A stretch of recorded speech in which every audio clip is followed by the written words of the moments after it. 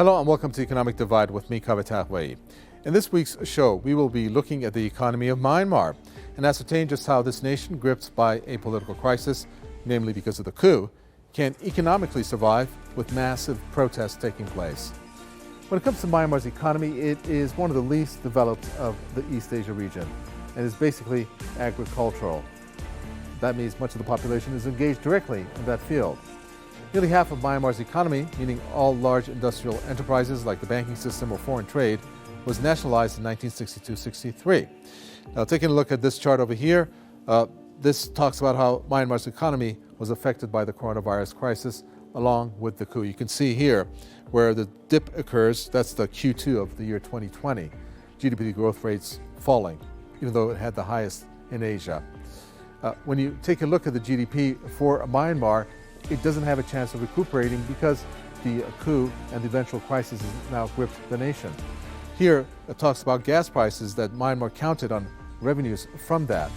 The revenues, as seen over here, comprised 40% of exports and 20% of government revenues for the fiscal year 2018-19.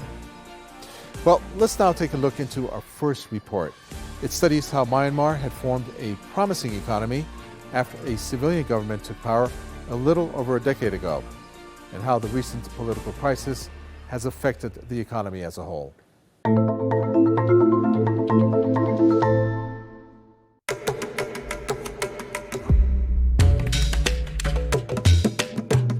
Located in Southeast Asia, Myanmar is a country of over 50 million people. The country was ruled by an oppressive military government from 1962 to 2011. It's a nation in transition, haunted by a past marred by authoritarian rule and economic mismanagement.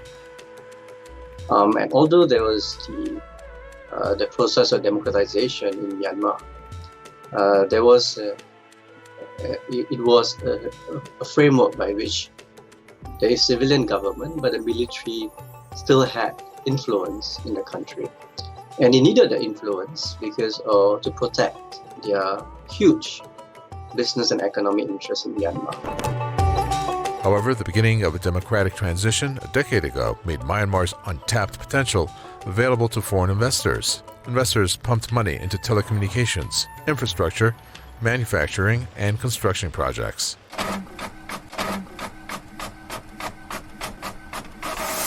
Joining me in the studio is current affairs and impact analyst Mahan Abedin. We also have with us Khin Zawin, director of the Tampa Dipa Institute. He worked on policy advocacy on communal issues, land and nationalism, and he was also a prisoner of conscience in Myanmar for seditious writings and human rights work from 1994 through 2005. I'd like to welcome you both. First to you, Khin Zawin. Myanmar's economy dominated by the military junta, even though the country emerged from military rule in 2011. But how much of the economy did the junta control? And how does the ending of the military rule, when it did, impact the economy? Well, military rule ended, let's say, partly for only 10 years. Now they are back and forth. But whatever they did, their economy was not affected. The part of the economy that's controlled by the military is not affected at all. That's the thing that people don't realize. There's the economy that you can see, and there's the economy that you can't see. So all that the civilian governments and no power in Myanmar can ever touch. And people think that it has even expanded during the last 10 years. Well, what does the army control and actually spend its money on? All right. It has its own bank. It has its own broadcasting station, logistics, a lot of things. Of course, when they want to buy armaments, they dip into the national budget, But those things, I think it's quite like in China. The People's Liberation Army controls a lot of conglomerates, and that is what is happening. It is exactly what is happening. You see that in Thailand and Indonesia. But in Myanmar, it's even worse because they want political power and they want to expand their economic power as well. This is not limited to the military, unfortunately. There is a budget heading, accounts heading called Other Accounts. in local parlance. And that means that you can't investigate or find out where those accounts go to. So in Myanmar, a lot of money and a lot of the national budget and income is unaccounted for. It's terrible, We are a least developed country, people are poor, but the military, as well as many civilian ministries, are having their own, let's say, lucrative deals and accounting systems, And it's terrible. It's terrible. It's like all the accounting is done undercover. Okay, Mahan, Myanmar's transformation from military rule to a civilian one took place in 2011. How do you view that? I mean, did the military junta leaders actually give up much of their control over Myanmar when that happened? Or was that just a kind of a facade, which in their eyes, giving up some of the sectors in the economy, for example, would portray that type of image? Well, I think it was a genuine political transition of sorts, a shift, if you like. But economically, it wasn't, because since the late 80s, the Myanmar military has used primarily two vehicles to drive through its command of the economy. One is the Myanmar Economic Corporation, the other is Myanmar Economic Holding. And through these vehicles, they've essentially controlled privatization, taking up, formerly state-owned enterprises at fire sale prices and giving it to their cronies and associates. And the political transition in 2011 hasn't affected that. So what you find today is that the Myanmar military still controls the commanding heights of the economy. It has most of the concessions, it has, the best lands, it gets the licenses for, the juicy part of the economy, if you like, the expensive stones, the gems, and the rest, timber, mining, consumables. They control the commanding heights. So really that transition from an economic point of view wasn't altogether very significant. Okay, very well. Thank you very much for that. Right now, we're going to take a look at our next item up here, which is going to be our second report. It focuses on the garment sector, while the U.S. President Joe Biden reintroduced sanctions to the Myanmarese generals due to the coup that took place, threatening this young democracy.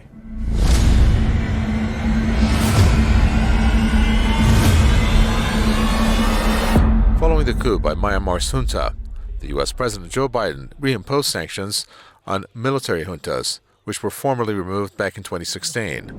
We will identify at first round of targets this week, and we're also going to impose strong exports controls. We're freezing U.S. assets that benefit the Burmese government while maintaining our support for health care, civil society groups, and other areas that benefit the people of Burma directly. Now, the military, the generals have often said that they are impervious to international pressure. It just doesn't matter what the international community does. It's going to do whatever it wants to do. And of course, they're used to not being held accountable by anybody. So this is, rough seas for them, as if I can use the knife. Moreover, the European Union is considering an economic embargo. If both come into effect, it can put the country's rag trade industry and its 700,000 workers at serious risk. The garment sector has boomed in recent years and has attracted many household brands such as H&M, Gap, and Adidas.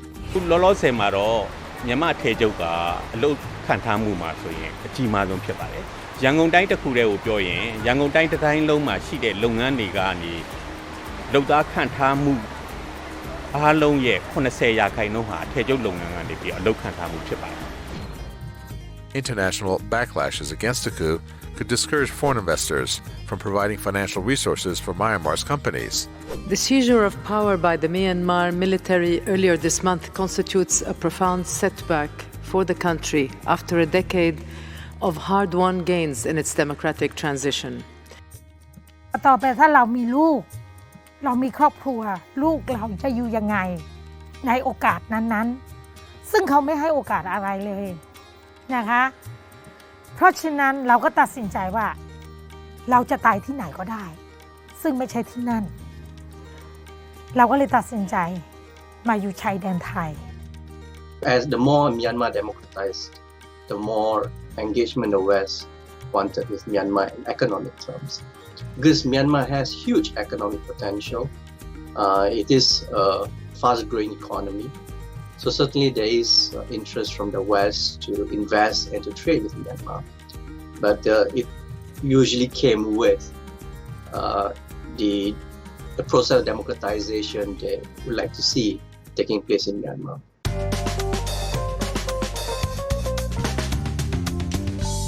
Back with me in the studio is Mahan Abedin and Khin Zawin. Welcome to you both again. Okay, Khin Zawin, U.S. incentives or intentions in Myanmar. Incentives were given to the Myanmarese government and the democratic process hence began. What intentions do you think the U.S. has in Myanmar? Well, to that question, I would say it would be patently impossible to do that, to pull Myanmar out of orbit and into the orbit of the United States. What it can do, what's possible and what it really intends to do is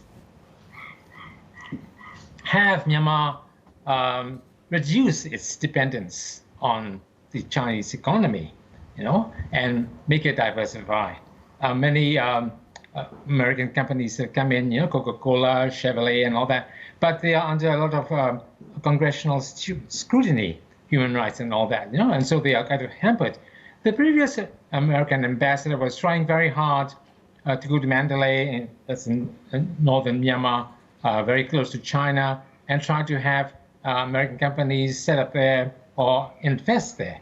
That is all that the West can do. Okay, Mahan, you heard our guest there. What do you think the U.S. intentions are in Myanmar? Obviously, economically speaking, that opens the door, and then U.S. can then grab a foothold. Now with the coup happened, I think those things are now in serious doubt. Many companies are pulling out. U.S. intentions in Myanmar, the focus of my question to you here. Yeah, I think it's more complex than that. I don't think there's going to be a great severance here between Myanmar, the US, or the West in general, because the West likes to keep a foothold in Myanmar. They have done so for many years, even during the so-called pre-democracy days, pre-2011, when Aung San Suu Kyi was under house arrest for all those decades. So they've made a lot of noise in the immediate aftermath of the military, taking over politics again. But I don't think that translates to a severance. And I think the Myanmar leadership, be it the former civilian leadership and now the military leadership, and who knows what will take place in the next few years, there may be a fusion between the military and the civilian. They realize that in view of their geopolitical profile and their location and their status as a state, they have to keep the big powers balanced. They have to keep a balance between China and the rest. So yeah, China has huge influence in Myanmar, but I think the Myanmar leadership is smart enough to balance that, potentially with Western influence. Okay, thank you very much for that. All right, we're now about to take a short break here on Economic Divide, but don't go anywhere as we have plenty more coming up after this short message, so stay right where you are.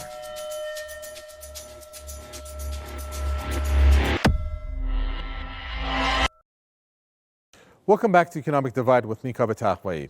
Time now to take a look at some of the other economic headlines hitting the front pages in our Info News section. First up, we go to Haiti. The political crisis there is heating up. Thousands of Haitians have taken to the streets of Port-au-Prince this past week to demand an end to President Jovenel Moise's term in office. Now, many Haitians, like the Black Alliance for Peace, believe that there should be an end to the U.S.-backed dictatorship of the current president. The economy in Haiti, as a result of the policies of this president, has declined over 3.1% for the year 2020. Next up, we go to Ecuador. The elections there are reported to have been undermined by foreign and domestic interference, according to an ex-diplomat. Ecuador plunged into political uncertainty because the Ecuadorians do not yet know who will run in a runoff presidential election. Meanwhile, the economy is weakening as it has slid into recession due to the previous administration's mismanagement. And staying with the Americas, Brazil's economy, the largest in Latin America, contracted 4.1% in 2020. That is the biggest drop in more than 30 years. That's mainly due to the COVID-19 pandemic. The fall in GDP exceeded the 3.5% decline seen in the year 2015. And in absolute terms, it was the biggest decline since 1990, when the economy retracted 4.35%. Well, it's time now to take a look at our final report of the show, which looks at how, even after the coup, it's business as usual for some of Myanmar's trading partners like China, Hong Kong, and India.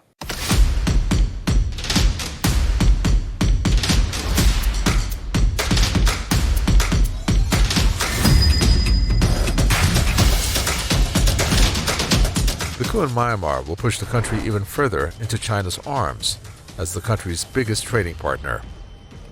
Also, Beijing's One Belt, One Road initiative includes rail and deep-sea port projects that feature Myanmar prominently. That will provide monetary benefits for the country. However, Myanmar's third largest trading partner, Japan, has acted differently.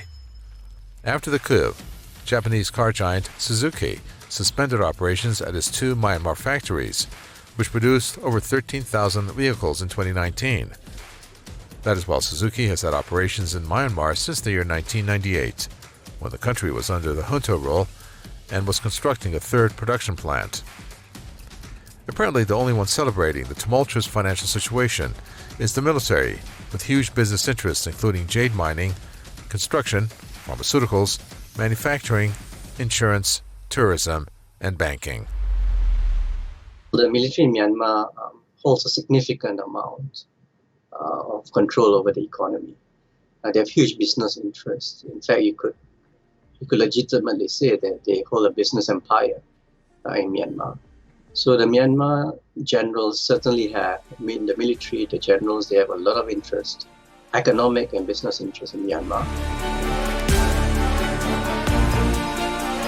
As we have seen in the past, they cannot build the kind of prosperity and economy and opportunity for their country as an isolated backwater. And that's the direction that they're heading in. That is against the interest of everyone, including themselves.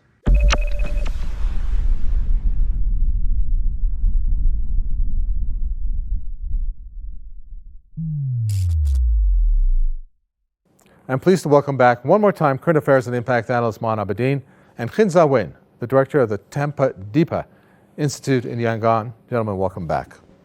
Okay, final question to you. The coup already affecting the economy, many Western firms scrambling what to do. The UN has said foreign firms should suspend all of their businesses in Myanmar. The coup is going to obviously hurt the people and the economy. The Americans imposing sanctions. Won't U.S. sanctions actually push Myanmar pretty much into the arms of China? I'll answer that last bit first. That was what happened in the 1990s. You know, when the first wave of sanctions came in, Myanmar just had to look to China. You know, find reliance, dependency on China because there was no other way. Now, the West doesn't want that to happen again, you know? And it is quite inescapable. For instance, our economy is dominated still by agriculture, you know, and the agricultural commodities are perishable, and the nearest and the biggest market is China. So it's still there. But on manufacturing, services, other things, well, other countries, you know, and other markets can come in. Okay, I'd like to thank Khin Za Nguyen, the director of the Tampa Deepa Institute in Yangon. It was great to have him on the show. So Mohan, the military junta, based on the coup that has happened, appear to want the power back. Maybe they felt like their political power was waning. Maybe they felt that major industries were now escaping them. Or they're losing grip on that. How much influence do you think, in this case, China is going to have on Myanmar to pull it to its sphere? Because we know that the U.S. is on this offensive when it comes to Southeast Asian nations and pulling it out of China's orbit. Well, on the first part of your question, I do think the economic dimension was important. As I stated earlier, in the early days after 2011, there wasn't such a huge shift economically. You know, the military was able to maintain its monopolies, and I think they still did towards the end, but there were some sections of the government that wanted to push back against the military. I think that may have played a big role in the decision for the military to come to the fore of politics again, which I think is going to be temporary. I don't think you're going to see a situation like in the 80s and 90s and the early noughties, where the military stays at the forefront for decades. This is going to be relatively short-lived. On the question of China, look, China is a big player in Myanmar, but Myanmar is also fiercely independent. It doesn't want to become a satellite state for anybody. So, they will keep a balanced approach. And, it's also noteworthy that the Western powers, the US and the UK in particular, so far they've only imposed token sanctions on the Myanmar system. I mean, they haven't really gone out to punish these people, even during the so-called the Rohingya genocide. I mean, I hesitate to mention genocide because I don't know the full facts, but certainly the Rohingya minority were being terribly repressed at a minimum. The West did nothing apart from some rhetorical condemnations. Sure. It's also noteworthy that the previous civilian government led by Aung San Suu Kyi, they also, they were in complete alliance with the military in terms of suppressing that minority. So politics there is more complex than we are led to believe.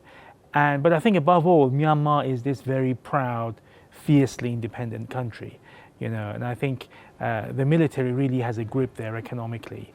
Okay. And they're not going to loosen up anytime soon. Thank you very much. Mahan Abedin, Current Affairs and Impact Analyst. Thank you.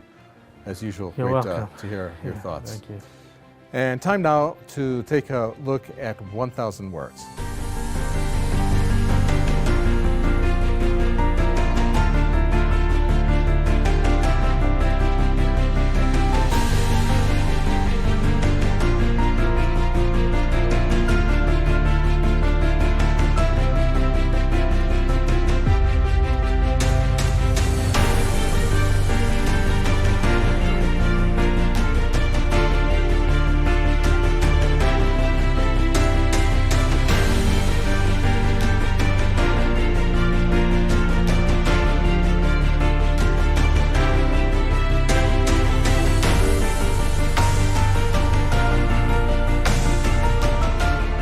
In this in-depth section, we picked up on something that our guest Mustafa Izzuddin said when it comes to how this coup would affect Myanmar vis-a-vis the US, the West, then China.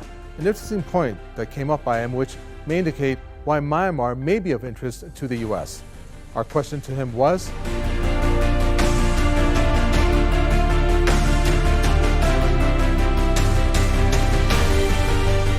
No, I don't see that happening. I don't see Myanmar as being a flashpoint between US and China. So China looks at Myanmar more through the lens of its own national interest and particularly economic interest, and to some extent also strategic interest. Myanmar shares the border with China, and Myanmar is an important country for China because it is also a member of ASEAN. so that could be of major interest to the US. Let's take a look at this border area. There, on the northeastern section. That is the border area between Myanmar and China. Given how the US is provoking China and has cited it as the greatest political risk, it would not be surprising that there would be great US military interest in Myanmar. A history check on Myanmar reveals what may not be known to many. Burma, as it was known, was under military rule from the year 1962 to the year 2011. Now that's over 40 years. Can you just imagine then how most of the businesses were nationalized and under the government control, or under the control of the military junta leaders? Well, it wasn't until the year 1988 when the government permitted modest expansion of the private sector, allowing some foreign investment and receiving much needed foreign exchange as a result. This sparked the democratic elections in the year 2011, which opened Myanmar's doors to the world, becoming one of the fastest growing economies in that region. Now, why the army would want to claim fraud in the November elections, that's anybody's guess. Did they feel that they needed to get back control of some of the businesses that had begun to flourish over the past years? Or did they anticipate the backlash, which so far has resulted in over 50 deaths? Well, as it stands, foreign investment and companies need to make a hard decision as to whether they will stay in this country or just pack up and count the losses. Certainly China is not going to mind Myanmar getting close to it, while pushing back against the US was impose sanctions on its leaders. That's about all the time we have in this episode. On behalf of myself, Kavita Wei, and the whole team here on Economic Divide, thanks for watching, stay safe, and we'll see you again next time.